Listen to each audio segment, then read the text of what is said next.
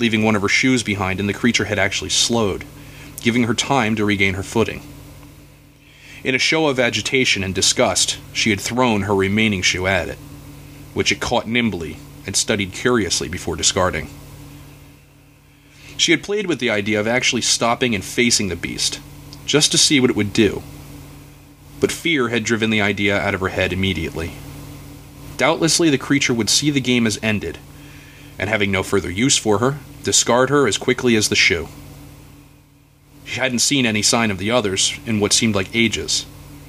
Logic told her that they were probably hiding once again, inside one of the myriad of empty classrooms. Up ahead was the body of Officer Phil Dodson. She closed her eyes tightly as she passed it, not wanting to see that horror again. This also meant that it was the third or fourth time that she'd come this way.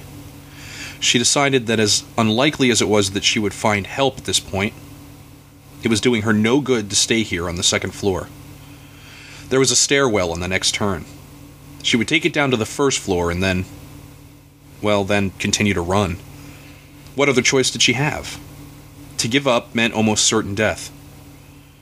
She palmed the door as she passed through it, sustaining a run that almost made her fall as she came to the stairwell.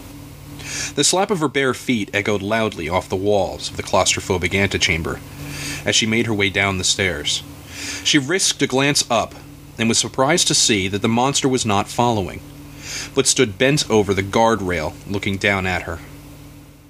When she reached the bottom, it threw itself over the rail, meaning to drop right on top of her as she made to head through the doors. It definitely saw this as a game. There was no longer any doubt. She threw on an extra burst of speed, vaulting the last 4 steps, pushing her worn-out body to the absolute limit. The extra effort was well worth it, as she passed right under the foul thing, as it landed in a cat-like pose, not 5 feet behind her. But she paid dearly for the maneuver, as she shouldered through the door at the stairwell's bottom, trying to keep her balance, her ankle twisted painfully. Every step she took was now punctuated by a fiery flash of white-hot pain. Her mouth was dry and her lungs burned with every breath she took, but she willed herself to keep going. If this nightmare was going to kill her, she was determined to give it a hard time doing so. The unburdened, deliberate pace of the pursuing creature mocked her. Her fear of it was slowly twisting with hatred. A hatred that would like to see it more than defeated, but humiliated and torn apart, like the 2 men it had already killed. Had the power been within her at that moment, she would have surely turned the creature's sadistic nature on itself.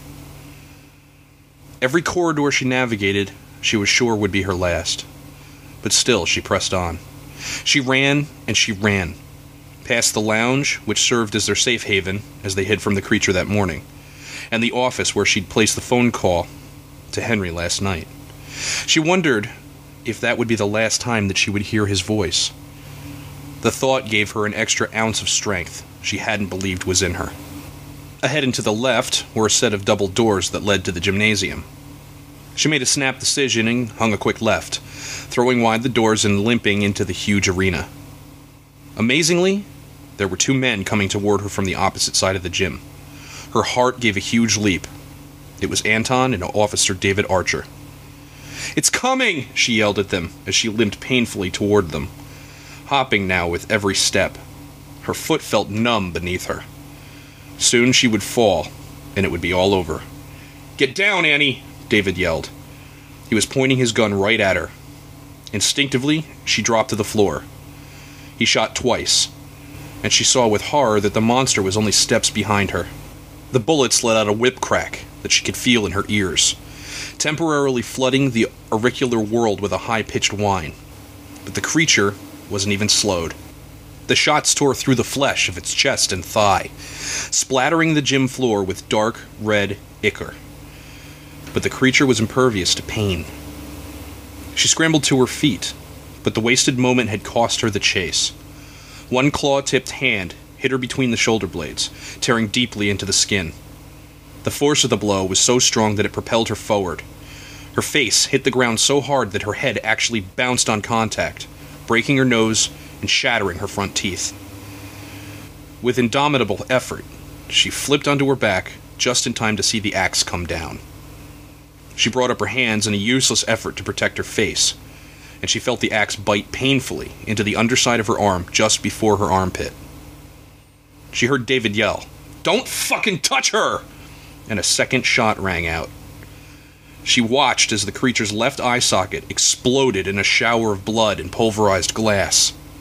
Finally, something seemed to give it pause. Her last thought was a mental smile before exhaustion, pain, and blood loss finally took her consciousness. "Take that, you bastard." Annie woke up in a daze. Her head throbbed like she was recovering from a bad hangover, and her stomach ached badly. The room around her swam into focus slowly. Anton knelt next to her, and she could see the tall, thin form of David Archer standing by the doorway. No longer wearing his uniform shirt, he had stripped down to a sweat-soaked wife-beater that was splattered with drying blood. "She's waking up," Anton said excitedly. She tried to sit up, and her vision swam. Her left arm would not support her. She couldn't even feel her fingers. Then she remembered the axe. "Careful there," Dave said, walking over to them. "You lost a lot of blood. You're badly dehydrated." What happened to you?" she asked him in a voice like dry leaves. He looked down at his blood-stained shirt. "The blood is yours," Anton told her. "After the vessel attacked you, Dave carried you back here from the gym." She could see now that she was once again in the main office. More of it was coming back to her. That thing, the vessel, had chased her relentlessly through the school. It had tormented her like a child might torment an insect. It had torn into her, broken her teeth, and attacked her with an axe.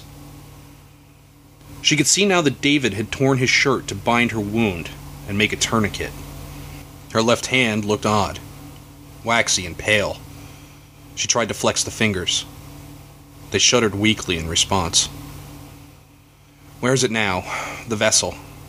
"We don't know," Anton said, glancing at Dave. "It ran off after Dave shot at it." "He yelled at it to leave you alone, and it did. It was the damnedest thing. I don't think it liked being shot in the head very much." She chewed at something hard and granular in her mouth, realizing with horror that they must be chips of her broken teeth. She traced the sharp, jagged line of them with her tongue, and felt a fresh wave of hatred for the thing that stalked them. "How do you feel?" Anton asked, with obvious concern in his eyes. She felt an anger she hadn't even known was there, subsiding. Anger for leaving her alone to face that monster, the vessel. What she saw now was the face of a scared child. She could not be mad at him for running, for trying to survive. She smiled up at him. "Like I got hit by a truck," she said, and let her head sink back to the concrete floor. "You should really drink something," Anton said.